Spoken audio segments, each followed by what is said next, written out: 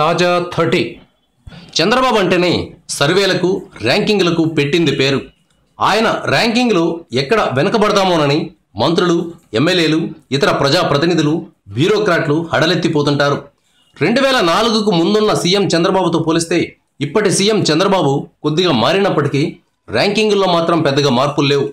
తాజాగా ఆయన తన క్యాబినెట్లోకి కొత్తగా తీసుకున్న మంత్రుల పనితీరుపై సర్వే చేయించినట్లు తెలుస్తోంది. ఈ కొత్త మంత్రుల్లో నెల్లూరు జిల్లాకు చెందిన సోమిరెడ్డి చంద్రమోహన్ రెడ్డి ఫస్ట్ ర్యాంకులో నిలిచారట. ఇక చంద్రబాబు తనయుడు లోకేష్ ద్వితీయ స్థానంలో ఉన్నారట. కొత్తగా మంత్రివర్గంలోకి వచ్చిన మంత్రుల్లో కొంతమంది దూసుకుపోతుంటే మరికొందరు వెనకబడి ఉన్నారని ఈ సర్వే చెప్తోంది. జగన్పై రాజకీయ దాడి, వ్యవసాయ శాఖ పరంగా దూసుకుపోవడం సోమిరెడ్డికి ఫస్ట్ ర్యాంక్ వచ్చేలా చేసింది. ఇక చంద్రబాబు తనయుడు లోకేష్ తొలుత వెనకబడిన ఆ తర్వాత 30 ఐటీ కంపెనీలను ఆంధ్రప్రదేశ్కు తీసుకువచ్చారు. 2000 ఉద్యోగాలు ఇప్పించారు. ఇప్పుడు లోకేష్ పట్టు ప్రభుత్వంలోనూ పార్టీలోనూ పెరిగింది.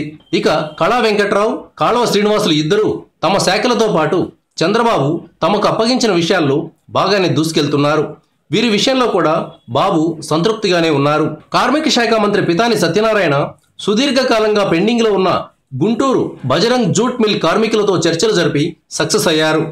ఇక ఫైనల్గా కొత్తగా మంత్రి అయిన భూమా అఖిలప్రియ పనితీరు మాత్రం అంతంత మాత్రంగానే ఉందట. ఆమెకు అనుభవం లేకపోవడం మైనస్ పాయింట్ అవుతోందట. అఖిలప్రియపై ఎన్నో అంచనాలు పెట్టుకుంటే ఆమె ర్యాంకింగ్లో వెనుకబడడంపై చంద్రబాబు అసంతృప్తి వ్యక్తం చేశారని టీడీపీ వర్గాల్లో ప్రచారం జరుగుతోంది. నంద్యాల ఉప ఎన్నిక కారణంగా ఆమె తన టూరిజం శాఖపై పూర్తి స్థాయిలో దృష్టి పెట్టలేకపోతున్నారని సమాచారం.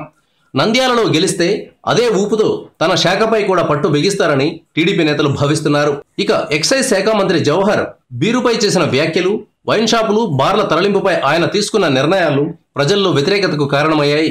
గుంటూరు జిల్లాకు చెందిన మంత్రి నక్కా ఆనందబాబు ఏజెన్సీ ప్రాంతాల్లో వర్షాకాలంలో వచ్చే సమస్యలను గుర్తించి ప్రత్యామ్నాయ ఏర్పాట్లను చేయడంలో విఫలమయ్యారని తేలిందట. కడప జిల్లాకు చెందిన మంత్రి ఆదినారాయణ రెడ్డికి కూడా యావరేజ్ మార్కులే పడ్డాయట.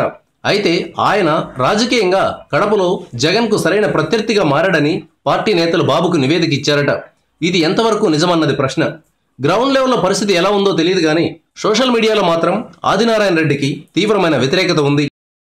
Thank you viewers. ఈ వీడియో మీకు నచ్చితే లైక్ బటన్ టచ్ చేయండి. తాజా 30 ఛానల్కు సబ్స్క్రైబ్ చేయండి. మీ మిత్రులకు షేర్ చేయండి.